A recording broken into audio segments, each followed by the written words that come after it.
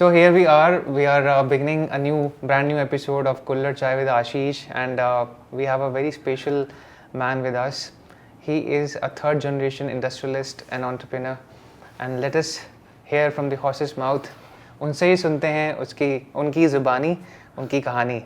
So here's Mr. Ashish Batra. So hi, Ashish. Thank you for having me in the podcast. Yeah, thank you so much. I'm not a expert on this. This is the first time I'm being, hosted in a podcast. But I hope that your podcast grows and I have more opportunities in time to come. Yeah, sure, sir. Sure, sir. To be interviewed. Will do. I mean, let's make it a series of podcasts with you. Sure, absolutely. I hope it works. Inshallah. Yes. Yeah. Why not?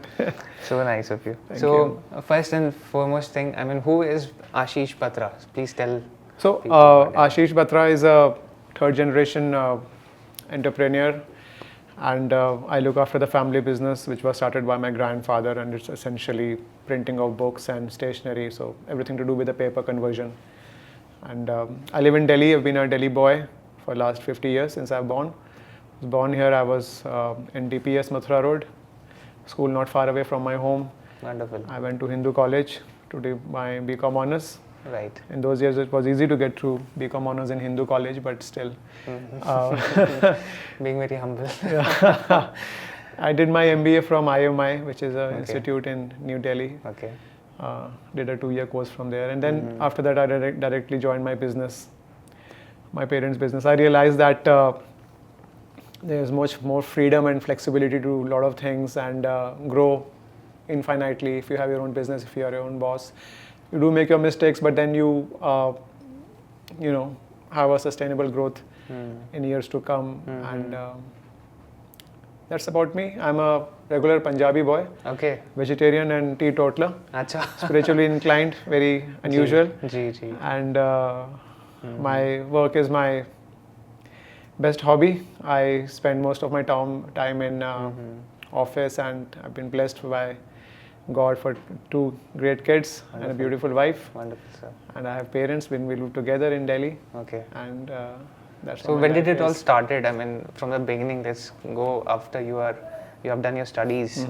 You realized, okay, I should give a chance to myself into this same family business as you are in. So when I finished my MBA, we had a joint business, and my father's brother, he was very enterprising gentleman, and he wanted to always get into stationery business. Okay. So we had manufactured a lot of notebooks, very fine quality notebooks, which we had produced, but we did not know how to sell them because we were essentially operations or a manufacturing company. And when I came from MBA school, I had a lot of theoretical marketing knowledge that they give you in any institute. Right. So I thought, why not just try and sell them? They look very nice and the price is good. There's a market for them. So I went to the market, retail stores near our home with a lot of notebooks which we had produced, and then I started getting orders for them. And that was the beginning of selling something. So as you sell more, the more confident you are. And then we started selling pan-India. We had a distributor network. We had a great sales team, and we were doing good, getting good numbers, and our brand was recognized as one of the one of the most leading good stationery company. And everybody knew us by our name, MAGIC. Okay. That was the name of the company. Wonderful. Unfortunately, in course of years, we realized that we tend to be more of an operational company, and there was a lot of problem in getting the payments from the market. People did not want to pay you, and I think we were a little ahead of our time in terms of the products that we were selling. So when we realized that the cash flow is not efficient, we decided to be more of a stationery manufacturer. So today we produce stationery for a lot of renowned brands like ITC and Luxor. Superb. And we export to a lot of retail stores across US and UK. So, but we still harbor and we still cherish that one day we have our own brand. Unfortunately, India is a bit of an unorganized market in stationery still. So it's easy to manufacture, but it's very difficult to sell and then recover your payment from the market. But then it just gave us a lot of, inlet into the stationery world, because we were essentially book printers. So we got into stationery business, we got to know the market, we got to know the products that helped us grow. And today our business is 50% dependent on stationery. Okay. Yeah. Two things you mentioned: fine quality that you were delivering, making, and second was something ahead of his time you mentioned. Yeah. So can you just elaborate on those things? What is the quality benchmark, or how did you define it? The quality of your products, and of course it's fine. So I mean, we don't know about it, so we will like to get little enlightened about it, please. So a lot of things make a right product. First of all, you need to have an attention to the detail. That is most important. As a consumer, if you are buying a product and if it has a visible defect, you might not speak about it, but you might just not buy it. So that's the first point of failure that you have. So everything has to be perfect, 360 degree. I mean, I would not say perfect, but everything has to be right about the product. You know, whatever it is, not only notebook, but even a bag or a camera or a furniture. True. You should not be able to highlight or see something wrong with it when you are going to buy it. Right. So in a notebook, you need to have a good cover because that's what sells. It's a packaging of the notebook. Right. Inside the paper should be of good quality. You know, if you write on that, it should not bleed and it should have a certain strength. Okay. It should be made of a good fiber.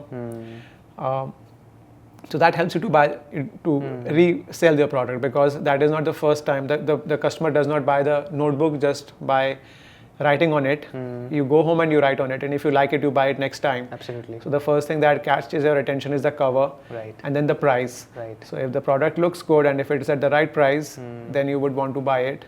It's a low involvement product, but if somebody takes it home and really loves a notebook that he's using or she is using, then she would or he would want to go back and buy that again. So that's the kind of experience you need to inbuilt a product that they come back and buy that again. Absolutely. And that's the reason. Even I cherish the smell of the fresh book or the notebooks. Yes. Once you get into the next standard, next class. Even my son, he just got promoted to class standard 6, and I was, taking the whole packet out and smelling the same thing. He was looking at me, Papa, why are you doing this? That was something, you miss a lot. And paper is an affection. Paper is an emotion to people, और अब जैसे चीज़ें transit हो रही हैं, I'm holding an iPad right now rather than a notebook. How do you see it as a challenge or a new opportunity coming up for the paper industry? So please. It's a challenge for certain verticals. It's a challenge for magazines and fiction books and newspaper, because the next generation might not be interested to wait for a newspaper or magazine to come. And fiction novels are available on Kindle. Plenty of them, so you can carry them around. So these three verticals would be a casualty.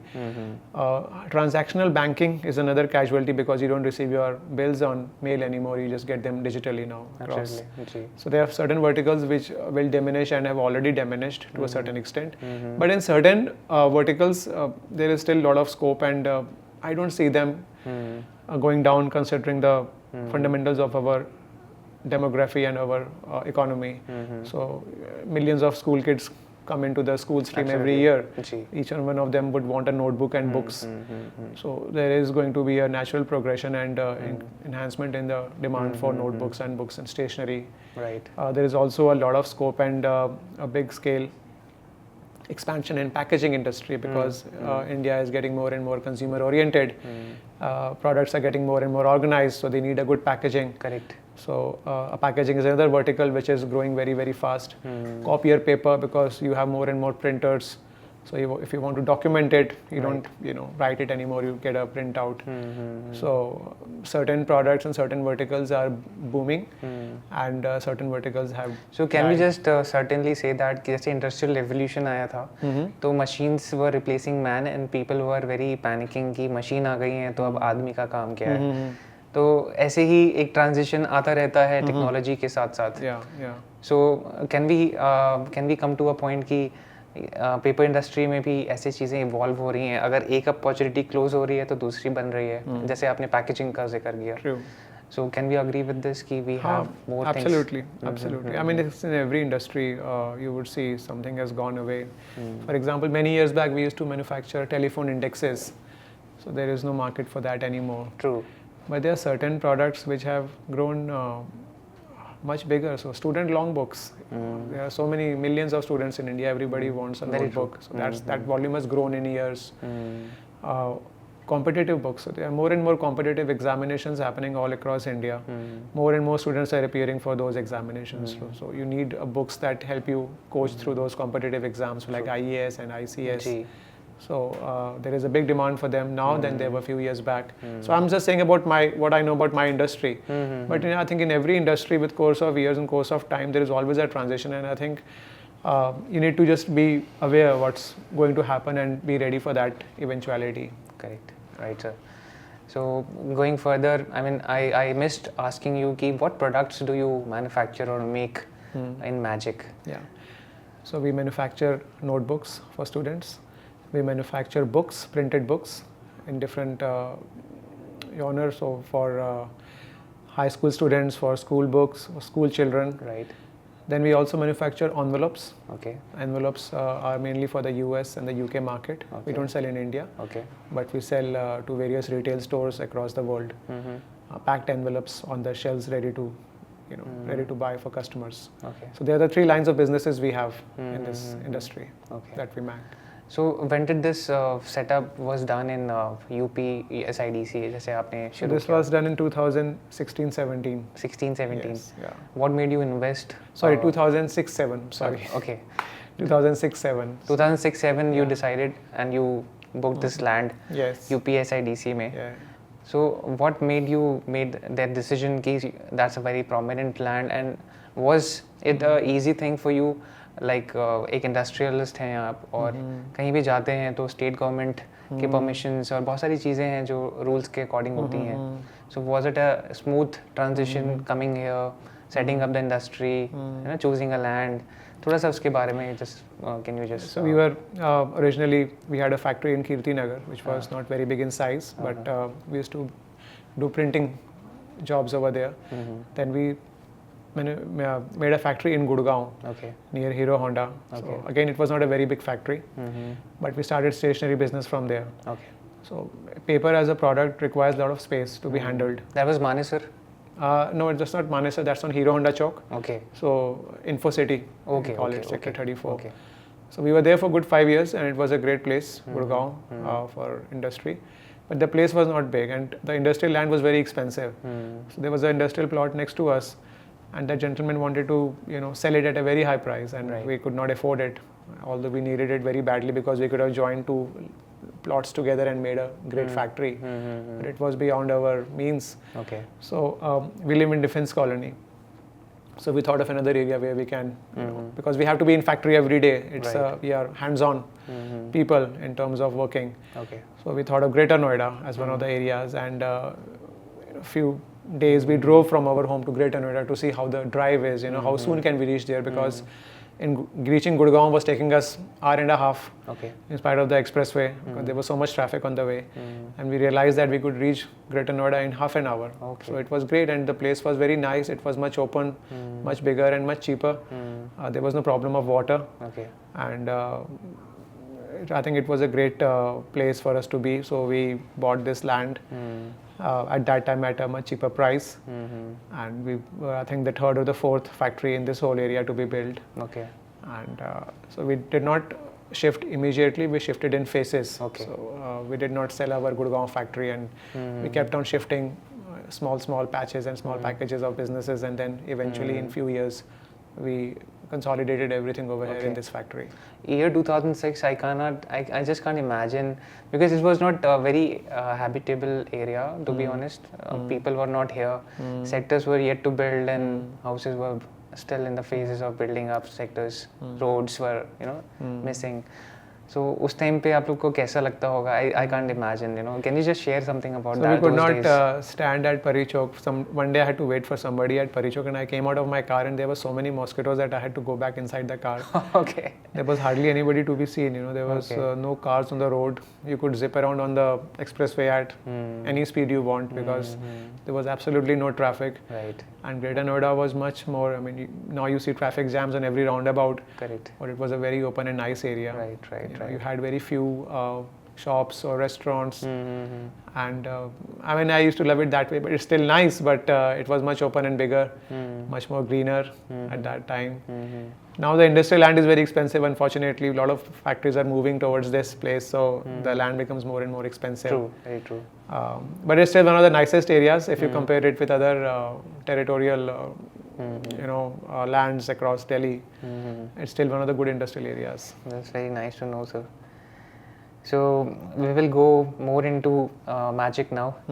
So how many people you have here working with you as a team, as an employee, and tell us about daily challenges which your industry faces, and more about the motivation that keeps you going, plus the motivation which your workers require from you, the energy you transmit, and to run the show. So please tell us about the Magic. So challenges are, as you know, in any manufacturing industry, there are several challenges that you have to go through every day. Right. But have you gone to this place called Ganesh Fish in Karol Bagh? Somewhere in Karol Bagh, there's this guy who dips his hands inside boiling oil to fry the fish, and then he brings it out. Oh, okay. He dips and brings out, dips and brings out. Okay. So possibly first few times he might have felt that pain and heat, but I think he's gotten used to it. Okay. So similarly, if you go through that hustle every day, you get used to it. So it's not a challenge for me anymore. Okay. But if for a new person, it might be a very big challenge. All right. But we gotten used to it. Okay. So the challenges are 360 degree. And I think there are challenges in every field of businesses or service that you do. But I think if you have the temperament to face them and to manage them, in course of time they tone down, and then you know how to get across through them. And if you have a good team with you who can help you, I think these are just part and parcels of your everyday being. Right. We face a lot of challenges in terms of good manpower availability these days, because a lot of people don't want to work on a factory floor. And getting people work, and then ensuring that the customer is happy end of the day, because the customer expectations have been going up in past few years. So managing your people who have to work and managing customers, getting business, getting the work done perfectly, getting it delivered on time, getting payment on time. I think this whole circle requires a lot of patience and learning and skills, but I think you get used to it. And once you see the other verticals where there are far more challenges, I think we feel that it's okay. We have to just go through them every day and cross them. So, I mean, if we count the number of people, the workforce you have, how many are they? We have around 400 to 500 people working with us. Okay. Yeah. Okay. And do you also spend some time on their upskilling things, or when the technology or the machinery changes? I mean, is it a day-to-day routine, or is it the technology is not that evolving if it comes to paper industry? The technology is definitely evolving, and so we give full freedom to our people to learn and understand a new machine. So in last few years, we've imported a lot of machines from China because they were much more cheaper than getting it from Europe. And due to COVID, they were not getting visas to get people from China. So we had to get them trained, on themselves, try to understand and learn how the machine works. Right. And, if you have any problem, get online with somebody in China and try to understand how you can fix this problem. Correct, sir. This way we've got many machines in last few years up and running on our own. So that has helped our team members to understand how the machine functions and what is it that we can do to make it more efficient and run it more seamlessly. So that, I think,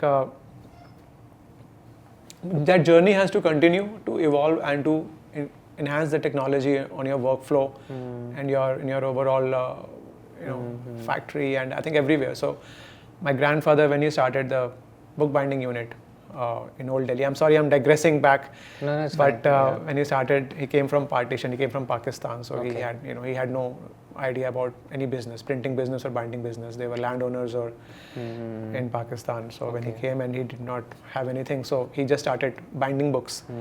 And used to go on a cycle, collect books, and then bind them and give them back to printers or to anyone. So when he had a small unit of his own, he was the first person in New Delhi to get automatic section sewing, folding, these small machines which could do things through more efficiently than do it by hand. So before that, all these functions used to happen manually. But then he got those machines, and he was the pioneer in getting certain small new technologies into the industry. Correct. So I think the journey should not stop. You should constantly keep evolving yourself. However, it should be you should always have a understanding of the cost benefits, how much ROI you are getting on a machine. Is it viable? Is it wise enough that the machine will do or perform a task or something which can actually help you get money or no? So it's a very judicious thing that you need to take in mind before you spend on any machine. Correct. I mean, all taken into account, the time involved, in upscaling people, training them, then honing them, and making them fit for the job. And then they spend a lot of time in the factory. You also take care of a lot of things for them. You get always the best machinery which is available, which can be done for the best production. So much energy goes into it. I can make out.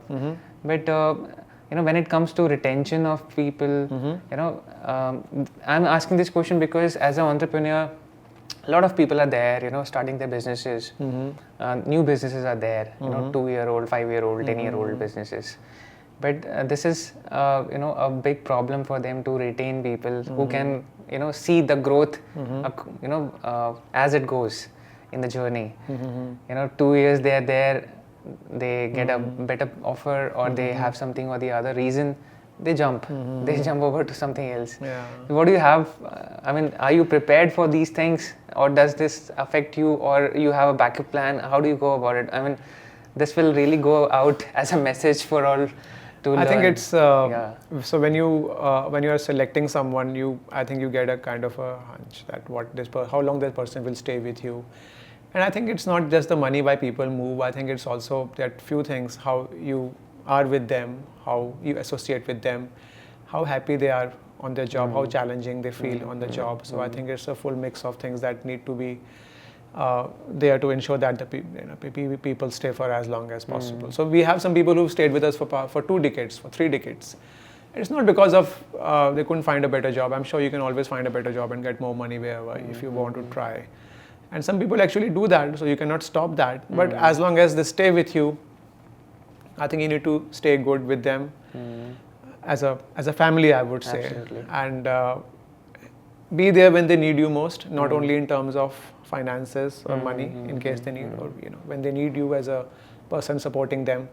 So I think that's what makes people stay, and for as long as you wish them to be, and trust them. That is very important. A lot of people don't trust their employees and team members. So I was reading about this Indian startup company that used to take interviews and hire a lot of people, but they did not turn up on the day of their joining. True. So he started giving them a laptop whenever and a appointment letter the day they signed up for interview, and they were okay, they were selected, they were handed over the laptops then and there. So that sense of being trusted is very important. We as Indians don't have that. But if you trust your people, they would never leave you. Give them independence. They will make mistakes. Try and make sure that they don't do it second time, and be nice to them. I think that's what matters most. Wonderful. Yeah. So how beautifully you mark them as a family and taking care of them like a family. So it's amazing, Absolutely. And I think this culture, if goes around, it will speak a lot. Superb, sir. So apart from this, I'll like to know something about the raw material sourcing. How do you procure things, or is it a treated paper you have, or what is the thing you get, and then final product, and then you make? So we buy paper from paper mills. We buy mainly paper and board. It comes from several mills in India. We are blessed that we have many mills not far away from our factory. Okay. And in India, there are several mills that makes paper in wide gamut, of quality. So you can have a very cheap paper, you can have a very high quality paper. Okay. We also import a lot of paper from outside, which is of specialty grade, which is not made in India, but that's a very small number. Okay. So most of our purchases of paper and board happens in India. We also buy a little bit of plastic, which is used to make notebook covers. Okay. A little bit of metal for metal clasp envelopes, a special envelope which has a clasp metal. So most of our buying happens in India. Our inks and chemicals and glue, which is the second most used consumable after paper, also comes from trusted sources within India itself, not far away from our factory. superb. So a lot of things which are procured are from India itself. Yes, absolutely. Wonderful. And not far away from our factory. So, for example, a glue Uh-huh. is from a manufacturer not probably 100 kilometers away. Ink is manufactured near Rajasthan. Paper in UP. So it's a very good mix of material that we have. So have you been to these places and seen yourself how they are made, and Yeah, have you? absolutely. It's a part of the training, and I think everyone should understand how the raw material is manufactured, Yes. which they're going to use. Must be a good sight to watch, Yeah. paper being made. So thank you for telling us about the story behind the procurement of raw materials, taking Yeah. us there. Yeah. So it's, again, I know it's a very beautiful process must have been to watch all these things happening Yes. and procuring them and compiling them to make this product. Yeah. So there is always one question which comes, as myself an environmentalist, environmental lover you can say, and I'm sure you are one of this community. Paper जब भी दिमाग में आता है तो there is always a connection made towards cutting of trees, forests, deforestation. तो इसके लिए we want you to elaborate or tell us your views about it, please. So paper is made from 2-3 different processes. Paper is made from wood, from trees, which incidentally is the most environmental friendly process, which comes as a surprise to a lot of people. Paper is made from recyclable sources like your newspaper and your old books, which is not so environmental friendly, which is a surprising fact again for a lot of people who would not know. Okay. And paper is made from agro waste, which is wheat and rice husk, which is left over. So the input of this paper is from agricultural waste, which makes it a little more environmental friendly. Oh, amazing. So these days, paper which comes from wooden source or from trees is basically from trees which are genetically modified. Right. So if it used to take them 20 years to grow, it takes them now 6 months to grow. So they grow in 6 months, and they are grown specifically to be harvested for paper. Wonderful. So they don't kill the tree. The tree is, some part of the wood is taken away and it grows again. Right. And they are grown organically to ensure that wood can be derived from them. It can be made in the form of a paper. So it's not that we are reducing any wood forest. We are only growing more trees to cut them to make a good quality paper. Okay. Paper made from wooden or virgin wood pulp, as we call it, has a very good strength. It has a very high tensile strength. It is very bright. Right. So it has all the good properties that you would want as a consumer in a paper. Paper made from recycled source like post-consumer waste Right. is not of a very good quality in India. Okay. In fact, when we manufacture that paper, a lot of chlorine and chemical go into making that paper, which makes the environmental eventually very unclean because it has an emission of a lot of waste and chemicals that goes into your water stream. Okay. So the paper is although made up of recycled fiber, but it tends to give away more of the wastage in the whole overall environmental segment, and the quality again of this paper is not very good because it's made from recycled fiber, so it's not very strong, it's not very bright. Okay. You can see through it, blots the ink, so it's made for newspapers or certain things that you have to throw away very soon. So for them those that quality is okay. But that's how the paper industry moves, and for us the virgin wood paper is considered to be a villain because it's known that we cut trees to get that paper, but that's not true. That paper is made from a very new scientific source, and I think it's more easy on the environment than the recycled paper. Okay. So a lot of people would not know that. Yeah, absolutely. Yeah. In fact, even I explored this new fact. Yeah. That there is no deforestation done, there is no cutting of forests, no trees is harmed in the process. Yes. Deliberately, because they know the value. We all know the value कि 20 years लगते हैं किसी को उगने में, बनाने में, बनने में, उसको seconds में नहीं destroy किया जा सकता. Absolutely. So there is alternate organic way of regrowing things. Yes. Okay. So that was really enlightening and good to know that जैसा विलन फेस हम लोग सोचते हैं पेपर इंडस्ट्री के लिए, वो एक्चुअल में है नहीं. पेपर्स ज़रूर पेड़ से बनते हैं, लेकिन वो पेड़ अलग से उगाए जाते हैं सिर्फ इसी पर्पस के लिए, और वो 6 महीने में इतने बड़े हो जाते हैं जो शायद एक 20 साल का पेड़ होता है, और वो इसी तरीके से आगे बढ़ा जाता है। तो कभी भी कोई फॉरेस्ट इसमें हार्म नहीं हो रहा है। So really good to know that we still have our forest safe as concerned to paper industries there. बिल्कुल। So I'll like to know about the environmental sustainability practices you have in your factory. So please tell us about it. So we work with a lot of global retail customers who are very sensitive to the sustainability norms as on today. A lot of business comes to us because of being sustainable in the industry. तो काफ़ी चीज़ें हैं जो हम लोग करते हैं इसके लिए। जी। एक तो जो हमारा पेपर का वेस्ट होता है जो निकलता है, that is all recycled. So it goes back to the paper mills where it is again made into a new form of paper, जो recycled paper होता है। Oh wonderful. कुछ पेपर ऐसा होता है जो बिल्कुल plain white होता है, जो बिल्कुल printed नहीं होता, तो उसका अच्छी क्वालिटी का पेपर बन जाता है।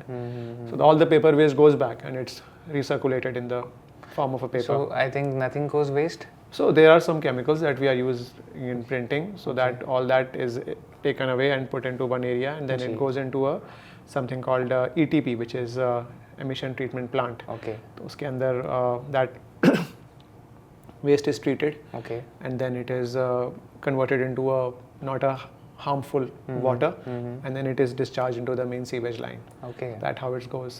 उसका भी एक waste निकलता है जो oil and all, so that is taken by another company called Bharat Oil, which is nominated by the government of India to take away all that extract, and then they do whatever, use them or convert them or जो भी करते हैं. So it goes into a known agency accredited by government of India. Right. So in a sense, nothing goes out of the factory untreated. And so that way it is that is one of the part of using your waste. But then the material that we use, so we try to use an FSC paper. Right. So FSC paper is a paper which comes from legalized sources. कि आप जो paper जिससे ले रहे हैं वो एक legal forest से पेपर आया है, ऐसा नहीं कि आप कहीं से भी ले लिया आपने. लीगल फॉरेस्ट, हाँ. Legal forest, so forest जहाँ पे आप, which is made to have plantations of paper. So that's called the certificate is called FSC, and that forest where it comes from has been made to grow trees to convert into form of paper. So there's a whole chain of custody that goes on to get the FSC paper. So if I'm selling a product that is FSC certified, I need to be FSC certified, and then all the raw material supplier जो मुझे paper दे रहे हैं, they also need to be FSC certified. Right. So that so there's a more and more stress on getting the material which is FSC certified. The printing inks that we use today are made from soya vegetable oil. So that is something that is a more harmless medium. Right. And does it increase the cost as well? No, it does not. It does not increase the cost. Okay. So basically, being the residents of Delhi NCR, we face so much pollution and hostilities of nature every year that I think we all have a sensibility to ensure and preserving the nature so that we create less and less pollution in our own terms. So we do a lot of things, whatever we can in our efforts. So we have this, we used to earlier use generator and we used to put diesel in them. So now we have the diesel which runs out of PNG gas. PNG, which is again dictated from a government, but helps us to at least reduce the emission when we are running on generators. Thankfully, we don't need to run on generators anymore because of the new government policies. The electricity is good in industry, so there are no power cuts. Touch wood. So, but whenever we need to run the generators, it is less harmful to the environment than it was before. Few things, and then ensuring that we use battery-driven trucks and material movement equipments than diesel-generated forklifts. So these small things that we can do in our end, we do to keep. So all these learnings are coming because you are a Delhiite. The pollution is teaching ki what is the value of pure air, Absolutely. the natural resources. If you go away from Delhi, 200 kilometers away, you will see the natural fresh air that you experience. So I really wish that we can have that kind of good days in Delhi also for as long as possible.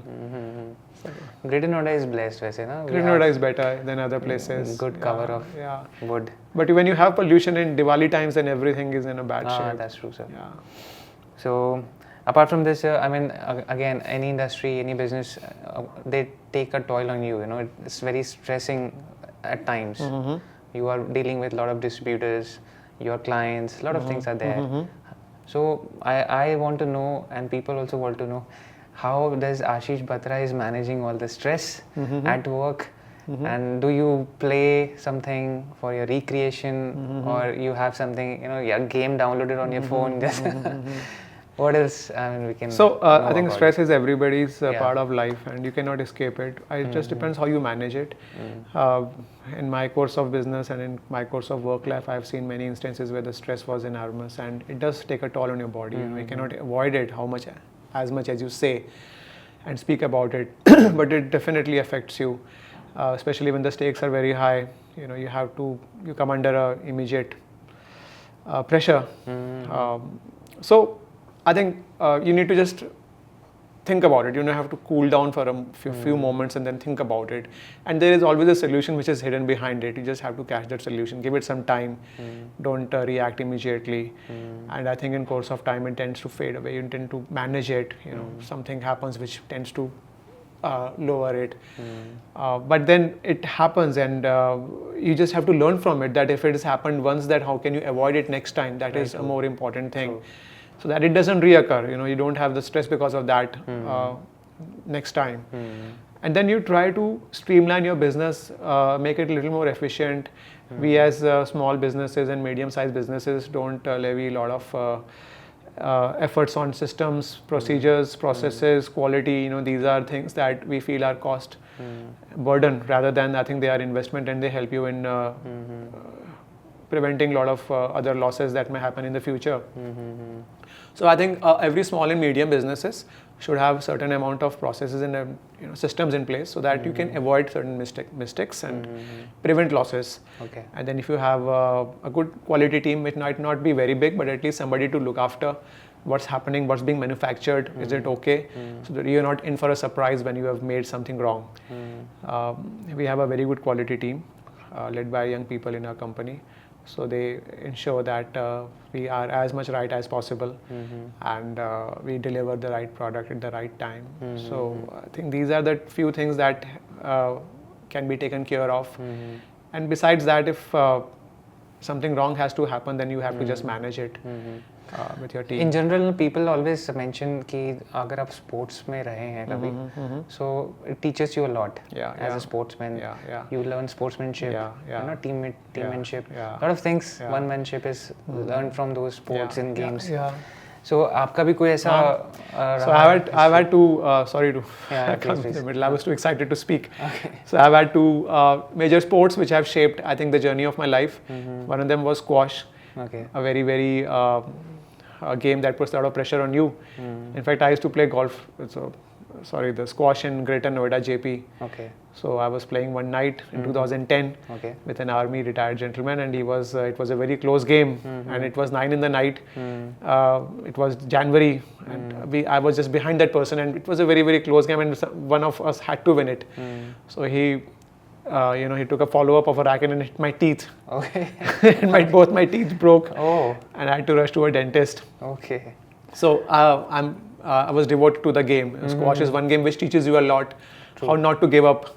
You can take back impossible shots, and you need a lot of stamina. It's a very, very demanding and a draining game. So if you play that game to a high intensity, you expand your horizons. You can extend your limits to where you can go. I've also run few half marathons. Again, I've been a very avid runner.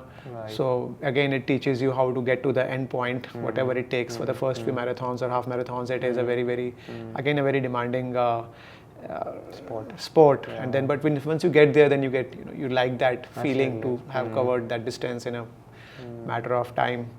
But these days I just do brisk walk. Try to do 5 kilometers brisk walk every day in 44 minutes. I think that's what gives me the high now. So again, a message: if you want a high, go for a 40-minute walk. Try to do 43 minutes. 5 kilometers. That is as draining as anything else. That's more doable. You can do it every day. And I have a garden which is very close to my home, so I can do that any time of the day I want. So that is one sport that I will call it a sport, but it's a very good exercise or a routine that I think can be So Batras are basically Punjabis, right? Absolutely. So how come a vegetarian Punjabi?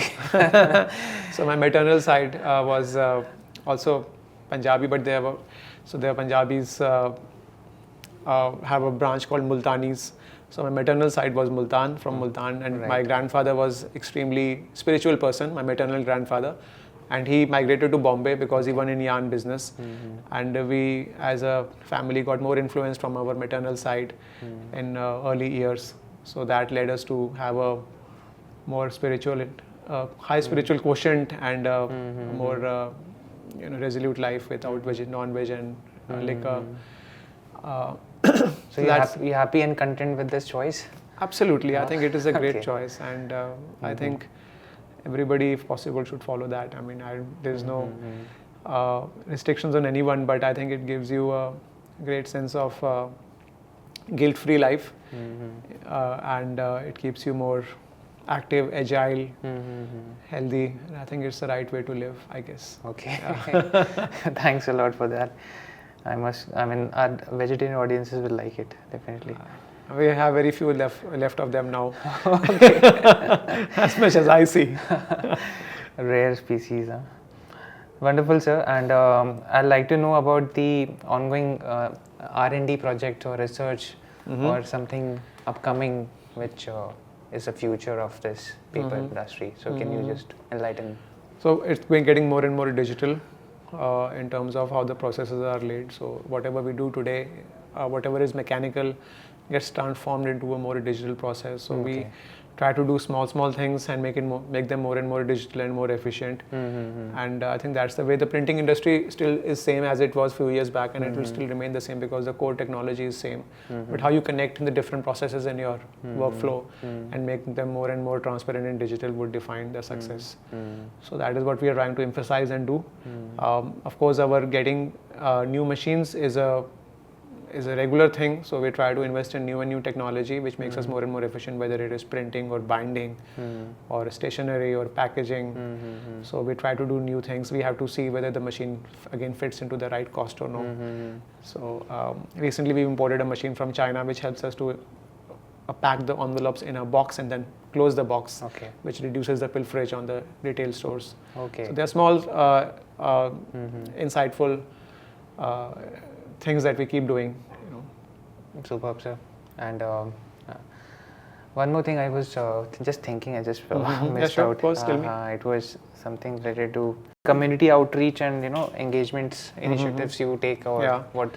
Yeah, so we are devoted to our Guruji, Swami Akhandanand Saraswati, and he is no more, but there is an ashram that is run by his disciples in Vrindavan.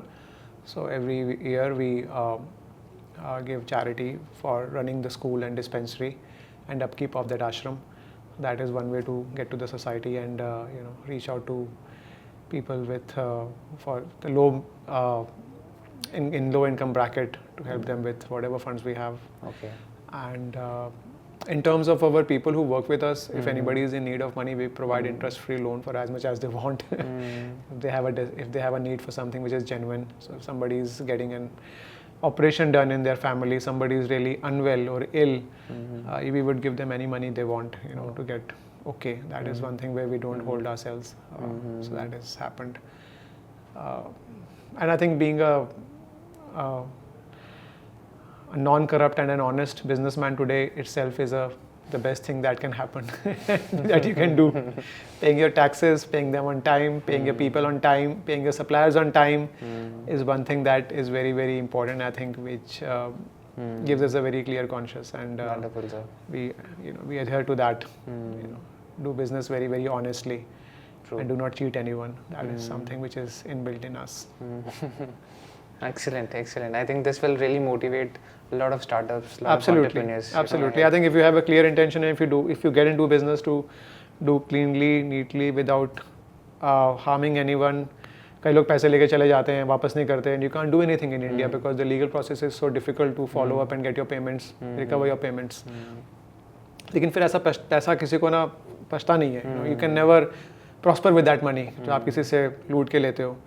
आप अपनी मेहनत से पैसा कमाओगे, आपको बरकत होगी, फलेगा, आप आगे बढ़ोगे। And I tell that to everyone. कुछ लोग छोटे छोटे इसके लिए चोरी चकारी करते हैं, ऐसे चीट करते हैं, पैसे नहीं देते। That is one thing in north India specifically. तो coming to this interesting question, I mean you might like it, I don't know. So आपने बोला कि आप एनवेलप्स मैन्युफैक्चर करते हैं specially for US and Europe markets. But I mean जब आप envelopes की बात कर रहे थे तो वो लिफाफा मुझे याद आ रहा था जो पोस्ट बॉक्स में हम लोग पोस्ट करने के लिए यूज़ करते थे, और अब वो सिर्फ एक ईमेल का आइकन बन गया है जो हमें दिखाई देता है। तो वो लिफाफा अभी वेस्टर्न वर्ल्ड में डिमांड में क्यों है और आप लोग उसको सप्लाई करते हैं, यहाँ से बनाते हैं?